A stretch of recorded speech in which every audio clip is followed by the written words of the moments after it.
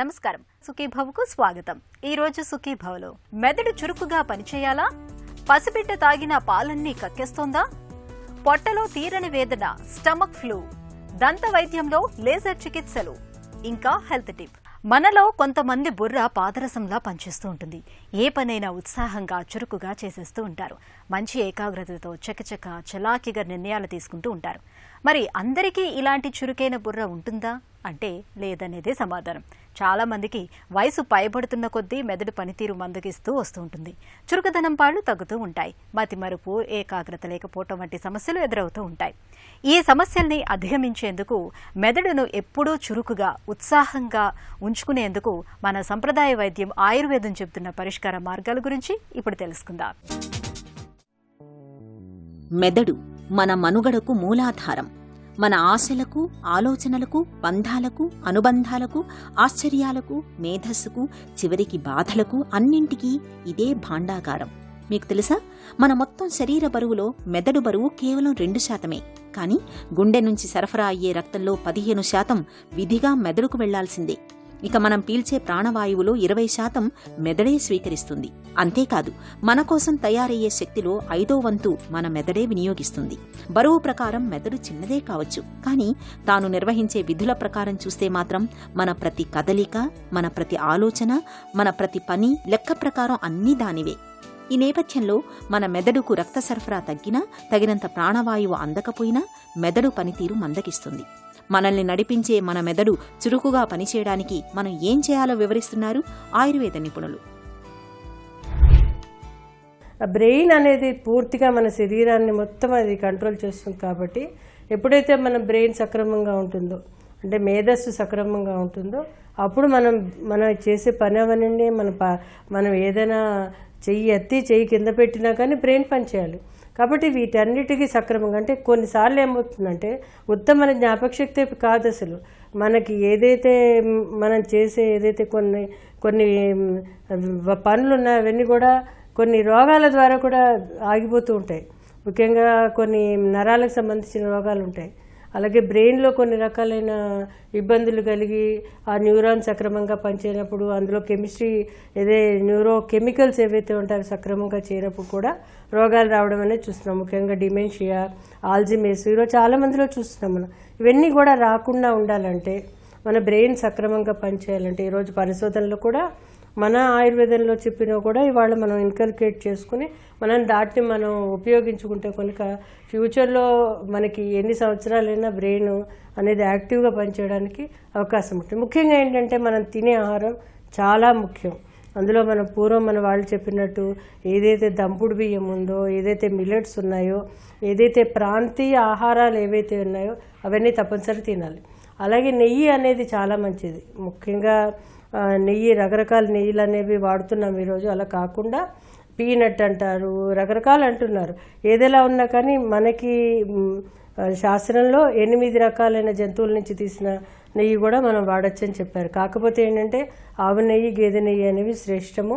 అందులో గేదె నెయ్యి అనేది చాలా మంచిది. ఆవు నెయ్యి కూడా వాడుతున్నారు, కాకపోతే వైద్యంలో గేదె నెయ్యి కూడా దాని స్మెల్ అది బాగుంటుంది. అది వాడుకోవడం ద్వారా ఏంటంటే ఇష్టం అనేది కలుగుతుంది. ఎప్పుడైతే ఇష్టం కలుగుతుందో హార్మోన్స్ బాగా పనిచేస్తాయి. అది ఆ నెయ్యి మనకి బాడీకి, బ్రెయిన్కి చాలా ఉపయోగపడుతుంది. ఎందుకంటే నెయ్యి ఎందుకు చెప్తున్నానంటే, నెయ్యిలో ఉండే ఏవైతే అది డైరెక్టెడ్ లివర్ నుంచి బ్రెయిన్కి వెళ్తుంది నెయ్యి. కాబట్టి ఆ బ్రెయిన్ యాక్టివేషన్ ఫాస్ట్ ఉంటుంది. బ్రెయిన్కి ఈ యాక్టివేషన్ ఫ్యాక్టర్స్లో ముఖ్యంగా ప్రోటీన్స్ చాలా ఇంపార్టెంట్. సో ఆ ప్రోటీన్స్ నెయ్యి మనం తీసుకున్నప్పుడు నెయ్యి అది ఒక క్యాటలిస్ట్ కింద వెళ్ళి వాళ్ళకి హెల్ప్ చేస్తూ ఉంటుంది. సో BDNF అనేది ఆ విధంగా ఈరోజు పరిశోధన ద్వారా చెప్పారు. అందులో ముఖ్యంగా మన బ్రెయిన్ యాక్టివ్గా ఉండడానికి షుగర్స్ తగ్గించాలి, అలాగే మైదా బేస్డ్ ఫుడ్ తగ్గించాలి, అజినోమోటో తగ్గించాలి, అలాగే కొన్ని రకాలైన బేకరీ ఫుడ్స్ తగ్గించాలి, అత్యధికంగా వేయించిన పదార్థాలు తినకూడదు, అలాగే నిలవ ఉన్న పదార్థాలు తినకూడదు, అలాగే కూల్ డ్రింక్స్ తాకూడదు. ఇవన్నీ కూడా మానేవలసిన, ఎందుకంటే ఇవన్నీ ఆర్టిఫిషియల్స్, ఇవన్నీ వాడకూడదు. ఇది కాకుండా న్యాచురల్గా ఉంటాయి. అంటే ఏంటి, డేట్స్ లాంటిలో అత్యధికంగా ఈ BDNF అనేది ఉంటుంది, ఫ్యాక్టరీ ఉంటుంది, ప్రోటీన్ ఫ్యాక్టరీ. ముఖ్యంగా మనం ఏదైతే అక్రోట్ అంటామో, ఏదైతే బాదం తింటున్నామో, ఏదో క్యాష్యూ తింటున్నామో, క్యాష్యూ నట్, ఇవన్నిట్లో కూడా ఆల్ఫా న్యూట్రియంట్స్ ఏవైతే ఉన్నాయో, ఏవైతే మనకి బ్రెయిన్కి హెల్ప్ చేసే న్యూట్రియంట్స్ ఉన్నాయో ఇవన్నీ కూడా దొరుకుతుంటాయి నూనెల ద్వారా. పొద్దుతిరుగుడు పువ్వు యొక్క గింజలు ఏవైతే ఉన్నాయో వాటిలో కూడా highest amount of omega-3, omega-6 fatty acids ఉంటాయి. ఇవి తినడం ద్వారా బ్రెయిన్ యాక్టివేషన్, న్యూరాన్ ఫంక్షనింగ్ అధికమవుతుంటుంది. ఎందుకంటే బ్రెయిన్ యాక్షన్కి కొన్ని కెమికల్స్ కూడా కావాల్సి వస్తాయి, అవి కూడా వీటి ద్వారా మనకు అందుతుంటాయి. కాబట్టి మనం రకరకాలైన ఆహార పదార్థాలు న్యాచురల్గా దొరికేవి అంటే మిల్లెట్స్ లాంటివి తీసుకోవడం కూడా చాలా మంచిది.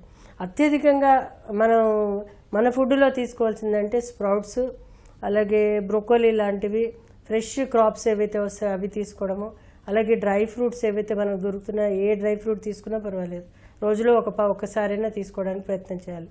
అప్పుడు మన బ్రెయిన్ యాక్టివ్. ఈ మధ్య కోకోనట్ ఆయిల్ లాంటివి తీసుకుంటున్నారు, అది కూడా మంచిదే, కానీ అది మితంగా తీసుకోవాలి. అది అధికంగా తీసుకున్నప్పుడు ఒకసారి లివర్ ఫంక్షనింగ్ వ్యక్తిని బట్టి ఉంటుంది, అందరూ అన్ని తినాలని చెప్పలేము. క్యాష్యూ నట్స్ తింటే అధికంగా కూడా కొలెస్ట్రాల్ రావడానికి అవకాశం ఉంటుంది. కాబట్టి మన శరీరానికి మనకుండే ముందస్తుగా ఉన్న వ్యాధి కారణాలను బట్టి మనం ఆ ఫుడ్ తినవలసిన అవసరం ఉంటుంది. ఆయుర్వేదం ప్రకారం మన దేహంలో సత్వగుణం తగ్గినప్పుడు మెదడుకు చురుకుదనం తగ్గుతుంది. కాబట్టి మన శరీరంలో సత్వగుణం పెరిగేందుకు ఆహార విహారాల్లో తగిన జాగ్రత్తలు తీసుకోవాలని చెబుతారు నిపుణులు. ఆహారంలో ఒమేగా కొవ్వులు పుష్కలంగా లభించే చేపలు, అవిసెలు, అక్రోట్ పప్పు, పిస్తా, బాదం, జీడిపప్పు, పాలు, పాల పదార్థాలని ఎక్కువగా తీసుకోవాలి. వంటల్లో ఆలివ్ నూనెను వాడుకోవడం మెదడుకు చాలా మేలు చేస్తుంది. చూడ్డానికి అచ్చం మెదడు ఆకృతిలో ఉండే అక్రోట్ గింజ పప్పుల్ని తరచుగా తీసుకోవటం వల్ల మెదడు పనితీరు చక్కగా ఉంటుంది. మెదడుకు మేలు చేసే పండ్లలో బెర్రీలు మంచివి.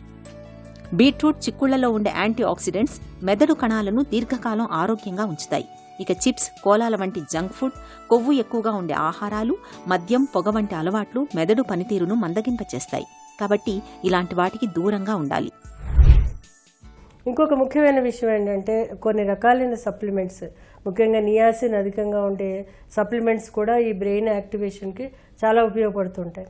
ఎందుకంటే ఫ్యూచర్లో అంతా ఏఐ అంటే ఆర్టిఫిషియల్ ఇంటెలిజెన్స్ తోటి మనం కంట్రోల్ చేయబడతాం. కాబట్టి దానికి మన న్యూరాన్స్ అవన్నీ యాక్టివేషన్, మనం రిజెక్షన్ చేయడానికి ఈ యొక్క ఫుడ్స్, మన ఇండియన్ ఫుడ్స్ చాలా ఉపయోగపడతాయి. ఇందులో బ్రహ్మి అనేది, అలాగే జటామాంసి అనేది, తగర అనేవి, అలాగే జ్యోతిష్మతి అనేవి, అలాగే అశోక అనేది, అలాగే అశ్వగంధ అనేవి, ఇవన్నీ కూడా శాస్త్రంలో మేధే రసాయనాలుగా చెప్పారు. ఇదే కాకుండా త్రిఫల రసాయనం అనేది కూడా చెప్పడం జరిగింది. అంటే రకరకాలైన రసాయనాల్లో ఈ మేధే రసాయనాలు మేధస్సుకి అంటే బ్రెయిన్కి చాలా ఉపయోగపడుతుంటాయి. కాబట్టి ఇవి మనం అలవాటుగా అంటే కొంత భాగం తీసుకుంటే కనుక చాలా ఉపయోగపడుతుంది. ఎందుకంటే బ్రెయిన్ అనే దానికి చాలా ప్రోటీన్ కావాలి. కాబట్టి ఆ ప్రోటీన్ మళ్ళీ కెమికల్స్ కావాల్సి వస్తాయి ఆ బ్రెయిన్ యాక్టివేషన్కి, ఆ ప్రోటీన్ యాక్టివేషన్కి. కాబట్టి ఇవన్నీ కూడా మనకి ఎజిములేట్ అవ్వడానికి ఆ కెమికల్స్, అలాగే యాక్టివేషన్కి కెమికల్స్, అలాగే గ్లూకోజు ఇలాంటివన్నీ కావాల్సి వస్తాయి. కొంతమంది అధికంగా షుగర్స్ తింటూ ఉంటారు, అవి కూడా మంచిది కాదు. ఎందుకంటే ఒబేస్ పీపుల్కి తక్కువ రిటెన్షన్ ఆఫ్ మెమరీ ఉంటుంది అంటారు. అదేవిధంగా బాగా బక్కగా ఉన్న వాళ్ళు కూడా ఉంటుందనేది కొంతవరకు కొన్ని పరిశోధనల ద్వారా తెలుస్తుంది. అయితే ఏదైనా ఉన్నా కానీ ఇండివిజువల్ని బట్టి ఇండివిజువల్ వేరీ అవుతుంది. కాబట్టి ఎనీ యావరేజ్ పర్సన్కి ఆ న్యూరాన్ యాక్టివేషన్ జరిగి వాళ్ళ ఇంటెలిజెన్స్ పెరగడానికి అవకాశం ఉంటుంది. అయితే ఏంటంటే వీటికి సరైన యాక్టివిటీస్ అంటే బ్రెయిన్ యాక్టివిటీస్కి మనకి ఫిజికల్ ఎక్సర్సైజ్, మెంటల్ ఎక్సర్సైజ్, అలాగే మెంటల్గా యాక్టివ్గా ఉండడానికి ఫుడ్, నిద్ర, ఇవన్నీ చాలా ఇంపార్టెంట్. అందుకే ఆయుర్వేదంలో నిద్రాహార విహారాలు అనేవి 3 ముఖ్యమైన విషయాలుగా చెప్పడం జరిగింది. ఇవి మనం ఫాలో అయితే కనుక చాలా ఉపయోగపడుతుంది. ఖాళీగా ఉండే మెదడు దయ్యాల కొంప అనే సామెత మనకు తెలిసిందే. మెదడును ఖాళీగా ఉంచకుండా మెదడుకు పని కల్పించే వ్యాపకాలను అలవాటు చేసుకోవాలి. పదకేళీలు పూరించడం, చదరంగం ఆడడం వంటివి చేయాలి. రోజూ ధ్యానం మెదడు ఆరోగ్యానికి తోడ్పడుతుంది. తగినంత నిద్రపోవాలి. ఇది మెదడును తాజాగా ఉంచుతుంది. శరీరానికి, మనసుకు విశ్రాంతి కలిగిస్తుంది. వయసు మీద పడకుండా చేసే హార్మోన్లను విడుదల చేస్తుంది. ఈ హార్మోన్లు మెదడును చురుకుగా ఉంచుతాయి. మద్యం, పొగ అలవాట్లకు దూరంగా ఉండాలి. రోజుకు 8 గంటలకు తగ్గకుండా నిద్రపోవాలి. మందకొడితనం మరీ సమస్యగా మారినప్పుడు ఆయుర్వేద నిపుణుల పర్యవేక్షణలో బ్రాహ్మీ రసాయనం, సరస్వతీ లేహ్యం, శంఖపుష్పి రసాయనం, సారస్వతారిష్ట వంటి ఔషధాలను కొంతకాలం పాటు వాడుకుంటే మంచి ఫలితం కనిపిస్తుంది. పొత్తిళ్లలోని పసిబిడ్డ కడుపు నిండుగా పాలు తాగితే అమ్మకు అంతకు మించిన ఆనందం మరొకటి ఉండదు.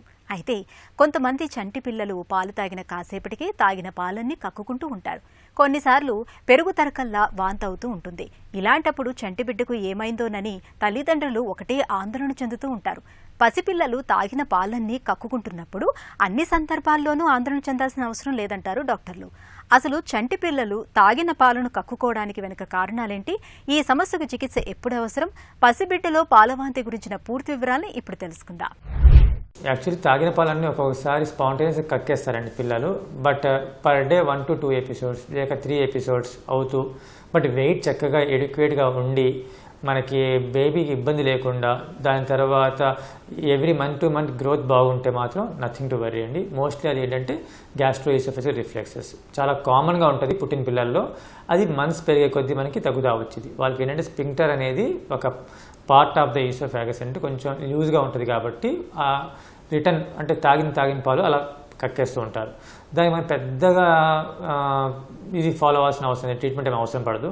బట్ కొన్ని కండిషన్స్ ఉంటాయండి, ఖచ్చితంగా మనం ట్రీట్మెంట్ చేసుకోవాలి. ఎలాంటివంటే బేబీ పాలు తాగింది, వాంతి అయిపోతుంది, బరువు పెరగట్లేదు, లేదా నీరసంగా ఉంటుంది, లేదంటే పొట్ట ఉబ్బరంగా ఉంటుంది, విరోచనం అవ్వట్లేదు, పసరగా అవుతుంది వామిటింగ్స్, ఇలాంటివి అప్పుడు మనం ఖచ్చితంగా సర్జికల్ కాజెస్ అనేది చూసుకోవాలండి. ఎందుకంటే హర్ష్ప్రంగ్ డిసీజ్ అనేది, దాని తర్వాత పైలోరిక్ స్టీనోసిస్ అనేవి సర్జికల్ కాజెస్ ఉంటాయి. అవి మనం సహజంగా 1 month లోపు పిల్లలను చూస్తూ ఉంటాం, 1 to 3 months లోపు పిల్లలు చూస్తూ ఉంటాం. అలాంటి కండిషన్లో బేబీ ఏంటంటే పసర వామిటింగ్స్ చేయడం, విరోచనం అవ్వకపోవడం, లేదంటే పొట్టలో మనకి ఒక లడ్డూలాగా ఒక కనపడుతూ ఉండడం, పేగు మూమెంట్స్ ఎక్కువ కనపడుతూ ఉండడం, ఇవన్నీ చూస్తూ ఉంటాం. అప్పుడు మనం ఖచ్చితంగా స్కాన్స్ చేయించుకొని ప్రాపర్గా పీడియాట్రిక్ సర్జన్ ఒపీనియన్ తీసుకొని, పీడియాట్రిషియన్ ఒపీనియన్ తీసుకొని ముందుకెళ్లాల్సి ఉంటుందండి. బట్ ఇది మనం ఒక దృష్టిలో పెట్టుకోవాలి అంతే. మోస్ట్ ఆఫ్ ద టైం ఏంటంటే వామిటింగ్స్ అనేవి మనకి ఎక్కువ ఇబ్బంది పెట్టకపోవచ్చు పిల్లల్లో, కానీ ఇది కూడా మనం ఆలోచించుకుంటూ ఉండాలి, లైక్ సీరియస్ అయ్యే అవకాశం కూడా ఉంది అని చెప్పేసి. సో బ్రెస్ట్ ఫీడింగ్ ఇచ్చినప్పుడు కూడా ఖచ్చితంగా మనకి బ్రెస్ట్ని కొంచెం క్లియర్గా మనం శుభ్రపరచుకోవాలి.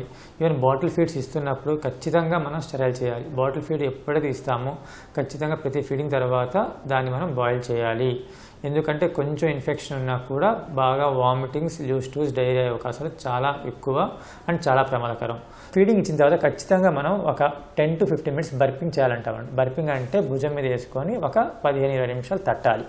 అట్లీస్ట్ తేపు 2-3 సార్లు తేపు వచ్చేవారు తట్టాలి. అది తట్టడం వల్ల ఏంటంటే ఆ గ్యాస్ అనేది మనకి బయటకు వచ్చేసి పిల్లోడికి ఏంటంటే వామిట్ అవ్వకుండా మనకి అవకాశం ఎక్కువ ఉంటుంది. అండ్ ఇంకా మనం ఏం చేయగలము, అలా పిల్లల వామిటింగ్ ఎక్కువ అవుతున్నాయంటే కొంచెం ఫార్ములా ఫీడ్ ఇస్తున్న బేబీస్కి అయితే కొంచెం పాలని చిక్కగా చేసి ఇవ్వచ్చు. పాలను చిక్కగా చేయడం వల్ల ఏంటంటే మనకి వాంతి అనేది త్వరగా రాకుండా ఉంటుంది. అండ్ మెడికేషన్స్ ఉంటాయండి, ఇలా దీంతో కూడా అవ్వకపోతే మెడికేషన్స్ ఉంటాయి. ఆ మెడికేషన్స్ పెట్టడం వల్ల చాలా వరకు మనం గ్యాస్ట్రోఈసోఫేజియల్ రిఫ్లెక్స్ని తగ్గించవచ్చు. ఫ్లూ అనగానే మనకు ముక్కులు కారటం, తుమ్ములు, గొంతు నొప్పి, ఒళ్ళు నొప్పుల బాధలు కళ్ల ముందు కదలాడుతూ ఉంటాయి. అయితే ఇలాంటిదే స్టమక్ ఫ్లూ అని మరొకటి ఉంది. తినే తిండి, తాగే నీరు కలుషితమైనప్పుడు హానికారక బ్యాక్టీరియా పొట్టలోకి చేరుతూ ఉంటుంది. ఇలాంటప్పుడు పొట్టంతా ఒకటే నొప్పిగా ఉండటం, అజీర్తి, వాంతులు, విరేచనాల వంటి బాధలు మొదలవుతూ ఉంటాయి. ఇక పాలు పడనప్పుడు, ఇమ్యూనిటీ తక్కువగా ఉన్నప్పుడు కూడా పొట్టలో తరచూ ఫ్లూ లాంటి ఇన్ఫెక్షన్లు కనిపిస్తూ ఉంటాయి. పొట్టలో తీరని వేదనను తెచ్చిపెట్టే స్టమక్ ఫ్లూ బాధలకు పరిష్కార మార్గాల గురించి ఇప్పుడు తెలుసుకుందాం.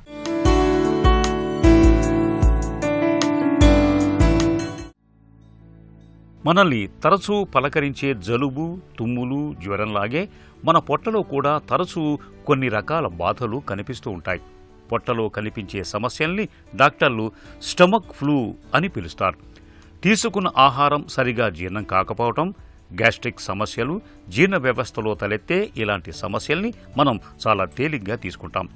అదే తగ్గిపోతుందిలే అంటూ నిర్లక్ష్యం చేస్తూ ఉంటాం. కానీ కొన్ని సందర్భాలలో ఇలాంటి లక్షణాలు పొట్ట ఇన్ఫెక్షన్కు సూచన కావచ్చని చెబుతారు నిపుణులు. కలుషితాహారం తిన్నప్పుడు, అపరిశుభ్రమైన నీటిని తాగినప్పుడు, మల విసర్జన అనంతరం చేతుల్ని శుభ్రంగా కడుక్కోకపోవటం వల్ల బ్యాక్టీరియా, వైరస్ లాంటి పరాన్న జీవులు మన పొట్టలోకి చేరి స్టమక్ ఫ్లూ బాధల్ని తెచ్చిపెడుతూ ఉంటాయి. పాలలోని లాక్టోజ్ పడనప్పుడు కూడా ఇలాంటి సమస్యలు కనిపిస్తూ ఉంటాయి. స్టమక్ ఫ్లూ బారిన పడ్డప్పుడు పొట్టలో బాధలతో పాటు జ్వరం, తలనొప్పి, లింఫ్ గ్రంథుల్లో వాపు రావటం వంటి బాధలు కూడా కనిపిస్తూ ఉంటాయి. ఒంట్లో వ్యాధి నిరోధక శక్తి తక్కువగా ఉన్న వారిలోనూ చిన్నపిల్లలు, వృద్ధులు, గర్భిణీల్లో స్టమక్ ఫ్లూ బాధలు తరచుగా కనిపిస్తూ ఉంటాయి. పొట్టలో బాధలు తీవ్రంగా ఉన్నప్పుడు ఒంట్లో నీటి శాతం తగ్గిపోయి డీహైడ్రేషన్ బారిన పడే అవకాశం ఉంటుంది. పొట్టలో బాధలు తగ్గే వరకు ద్రవాహారాల్ని ఎక్కువగా తీసుకోవాలి. నీళ్లు, ఎలక్ట్రోలైట్ వాటర్, కొబ్బరి నీళ్లు, అల్లం, పుదీనాతో తయారు చేసిన హెర్బల్ టీ, ఉడికించిన కాయగూరలు, వేడి నీళ్లను తీసుకోవటం మేలు. సూప్స్ కూడా పొట్ట ఇన్ఫెక్షన్ని దూరం చేసి జీర్ణశక్తిని పెంచుతాయి. అంతేకాదు, వీటిలో ఉండే ఎలక్ట్రోలైట్స్ శరీరానికి తక్షణ శక్తిని అందిస్తాయి. ఇక నూనె పదార్థాలకు దూరంగా ఉండాలి. సులభంగా జీర్ణమయ్యే ఆహార పదార్థాలు, వంటకాలకే అధిక ప్రాధాన్యమివ్వాలి. పొట్ట ఇన్ఫెక్షన్తో బాధపడే వారికి బ్రాడ్ డైట్ మంచిదని చెబుతారు నిపుణులు.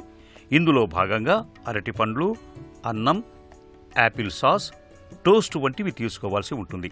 వీటిలో అధిక మొత్తంలో ఉండే కార్బోహైడ్రేట్లు శరీరానికి శక్తిని అందించటంతో పాటు వాటిలోని ఇతర పోషకాలు శరీరానికి అందుతాయి. పొట్టలో బాధలతో సతమతమవుతున్నప్పుడు సాలినంత విశ్రాంతి తీసుకోవాలి. ఒత్తిళ్లన్నీ పక్కన పెట్టి హాయిగా నిద్రపోవటం వల్ల శరీరం తనను తాను మరమ్మతు చేసుకుంటూ ఇన్ఫెక్షన్లతో పోరాడే శక్తిని కూడగట్టుకుంటుంది. లేజర్ల రాకతో ఇవాళ సర్జరీల తీరుతెన్నులు పూర్తిగా మారిపోయాయి. కోతలు, కత్తిగాట్లు, రక్తస్రావం, ఇన్ఫెక్షన్ల బెడత ఇవేవీ లేకుండానే చాలా సులువుగా ఆపరేషన్లు జరిగిపోతున్నాయి. పేషెంట్కి రోజుల తరబడి ఆసుపత్రిలో ఉండాల్సిన అవసరం కూడా తప్పింది. లేజర్ మూలంగా అత్యంత ఖచ్చితత్వంతో కావలసిన మేరకే కణజాలాన్ని తొలగించగలుగుతున్నాం. దీంతో సర్జరీల సక్సెస్ రేటు కూడా బాగా పెరిగింది. తాజాగా ఇప్పుడు దంత సమస్యల్లోనూ లేజర్లను విరివిగా వాడుతున్నారు. దంతాలు, చిగుళ్ల సమస్యల్ని సరిచేయడంలో లేజర్ చికిత్సలు ఎలా ఉపయోగపడుతున్నాయో డాక్టర్ని అడిగి ఇప్పుడు తెలుసుకుందాం. డెంటల్ లేజర్స్ అంటే ఏంటి? లేజర్స్ అంటే light amplification by stimulated emission of radiation. So ఈ లైట్ ఎనర్జీ ఒక నారో కోన్ ద్వారా అది బయటికి వస్తుంది. సో దీన్ని మనం ఎటువంటి టిష్యూ మీదైనా కానీ ఏదైనా టూత్ మీద కానీ మనకి కావాల్సిన ఎఫెక్ట్ అనేది ఈ లేజర్ అనేది మనకి ఇస్తుంది. సో ఈ లేజర్స్ అనేవి 2 రకాలు ఉంటాయి డెంటల్లో మనం వాడేవి. ఒకటి ఏంటంటే సాఫ్ట్ లేజర్స్, ఇంకొకటి hard lasers. So soft lasers అంటే మనం గమ్ మీద, పెరిడాంటల్ టిష్యూ మీద, లేకపోతే నోట్లో టంగ్, ఓరల్ మ్యూకోజా మీద మనం వాడుతూ ఉంటాము. హార్డ్ లేజర్స్ అంటే కనుక అది ఎనామిల్ మీద, డెంటిన్ మీద వాడతాము. సో ఈ లేజర్ అనేది డెంటల్లో ఇప్పుడు బాగా యూజ్ చేస్తున్నాం. ఏదంత సమస్యల్లో ఈ లేజర్స్ వాడచ్చు? డెంటల్ లేజర్స్ అనేది యూజువల్గా డెంటిస్ట్రీలో మనం క్యావిటీ కటింగ్ ఉపయోగిస్తూ ఉంటాము. కానీ క్యావిటీ చిన్నగా ఉంటే లేజర్స్ బాగా పనిచేస్తూ ఉంటాయి. సో పెద్ద క్యావిటీస్లో మళ్ళీ లేజర్స్ అంత ఉపయోగకరంగా ఉండవు. తర్వాత మనం గమ్ ఏదన్నా హైపర్ప్లేసియా ఉంటే కనుక, జింజివైటిస్ కానీ ఏదన్నా చిగుళ్ళు బాగా వాచి ఉంటే కనుక గమ్ కాంటూరింగ్కి లేజర్స్ వాడతాము. సో ఈ హైపర్ప్లేసియా వల్ల మనకి బ్లీడింగ్ గమ్స్ ఉన్నా కూడా ఈ లేజర్స్ యూస్ చేయటం వల్ల మనకి తక్కువ బ్లీడింగ్ ఉండి ఈ గమ్ కాంటూరింగ్ అనేది జరుగుతూ ఉంటుంది. తర్వాత చాలా హైపర్ప్లేసియా ఉండి నోరు మూసుకోవటానికి కూడా ఇబ్బందిగా ఉన్నప్పుడు గమ్ అనేది కట్ చేస్తూ ఉంటాము. సో దానికి కూడా ఈ లేజర్స్ ఉపయోగపడుతూ ఉంటాయి. సో గమ్ కాంటూరింగ్కి ఉపయోగపడతాయి, గమ్ కట్టింగ్కి కూడా ఉపయోగపడుతూ ఉంటాయి. ఇట్లా కాకుండా కొన్నిసార్లు మనకి నోట్లో చిన్న చిన్న అల్సర్స్ వస్తూ ఉంటాయి. ఈ అల్సర్స్ని కూడా మనం లేజర్ తోటి అది తీసేయచ్చు. కాకుండా చిన్న మ్యూకోజల్ సిస్ట్లు ఉంటాయి, మ్యూకస్ రిటెన్షన్ సిస్ట్లు. ఆ సిస్ట్లు కూడా లేజర్స్ ఉపయోగించి ట్రీట్మెంట్ చేయొచ్చు. ఇట్లా ఓరల్ క్యావిటీలో వివిధ రకాలైన ప్రాబ్లమ్స్కి లేజర్స్ అనేవి యూజ్ చేయొచ్చు. లేజర్స్ సురక్షితమైనవేనా? లేజర్స్ చాలా సురక్షితమైనవి. కాకపోతే లేజర్స్ మనం ఏ ఎక్విప్మెంట్ వాడుతున్నామో దానిలో బాగా ట్రైన్ అయి ఉండాలి. మీరు ఎప్పుడైనా లేజర్ ట్రీట్మెంట్ చేయించుకోవాలి అని వెళ్ళినప్పుడు మీ యొక్క దంతవైద్యుడు దానిలో ట్రైనింగ్ అయ్యిందా అనేది చూసుకోవాలి. సో వాళ్ళు ప్రాపర్ ట్రైనింగ్ అయితే మాత్రం లేజర్స్లో ఎటువంటి ఇబ్బంది అనేది ఉండదు. కాబట్టి లేజర్స్ అనేది చాలా వరకు సేఫ్. దానివల్ల ఏదైనా మైనర్ ప్రాబ్లమ్స్ ఉన్నా కూడా అది పెద్ద దీంట్లోకి రావు. లేజర్స్ వల్ల ఏవైనా దుష్ప్రభావాలు ఉంటాయా? లేజర్స్ వల్ల డిసడ్వాంటేజెస్ అనేవి చాలా తక్కువ ఉంటాయి. ఫర్ ఎగ్జాంపుల్ మనం నోట్లో కనుక లేజర్ ట్రీట్మెంట్ చేస్తున్నప్పుడు మనం పేషెంట్ ఫేస్ అంతా కవర్ చేసి హెయిర్ కూడా కవర్ చేయాలి, లేదంటే కొంచెం హెయిర్ లాస్ అనేది కనపడతా ఉంటుంది. సో ఇది ఒక beam of energy, light energy కాబట్టి వేరే చోట్ల పడితే దాని మీద హెయిర్ లాస్ అట్లాంటివి ఉంటాయి. కాబట్టి అవన్నీ ప్రొటెక్ట్ చేసుకుని మనం ఎక్కడైతే దాని ప్రభావం కావాలో దాని మీదే ఫోకస్ చేస్తే కనుక ఎటువంటి ఇబ్బంది ఉండదు. తర్వాత మనం ఈ లేజర్స్ వాడుతున్నప్పుడు పేషెంట్ ఐస్ క్లోజ్ చేయాలి. సో ఈ ఐస్ మీద ఎటువంటి ఇబ్బంది లేకుండా ఉంటే కనుక ఈ లేజర్ యొక్క డిసడ్వాంటేజెస్ ఏముండవు. లేజర్ చికిత్సకు ప్రత్యేకంగా సిద్ధం కావాలా? తర్వాత ఈ లేజర్స్ వల్ల కొన్ని ప్రాబ్లమ్స్ ఉంటాయి. అది ఎట్లా అంటే మనం ఈ లేజర్స్ వాడినాక మనం ఏ టిష్యూ మీద వాడుతున్నామో దాని పక్కన కూడా ఈ లేజర్ ఎఫెక్ట్ అనేది ఉంటుంది. సో కొన్నిసార్లు హీలింగ్ అనేది కొంతవరకు డిలే అవ్వచ్చు. అది కొంచెం ముందు చూసుకుని మనం ఈ బీమ్ ఆఫ్ లైట్ ఎక్కడ పడాలో అక్కడే చేస్తే ఎటువంటి ఇబ్బంది అనేది ఉండదు. దంత వైద్యంలో లేజర్ వాడకం అనేది పేషెంట్కి బాగా అనుకూలమని చెప్పుకోవాలి. కోతలు, కుట్లు, గాయాలు, రక్తస్రావం, ఇన్ఫెక్షన్ల బెడద లేకుండా ఇవాళ లేజర్ సాయంతో చాలా సులువుగా దంత సమస్యలను నయం చేసుకోవచ్చు. ఒక చిన్న చిట్కా మీకోసం. మలబద్ధకం, పైల్స్ బాధలతో సతమతమవుతున్నప్పుడు నిత్యం రాత్రిపూట బాగా పండిన బొప్పాయిని తినటాన్ని అలవాటుగా మార్చుకోండి. సుఖ విరోచనం కావడంతో పాటు పైల్స్ బాధలు కూడా ఉపశమిస్తాయి.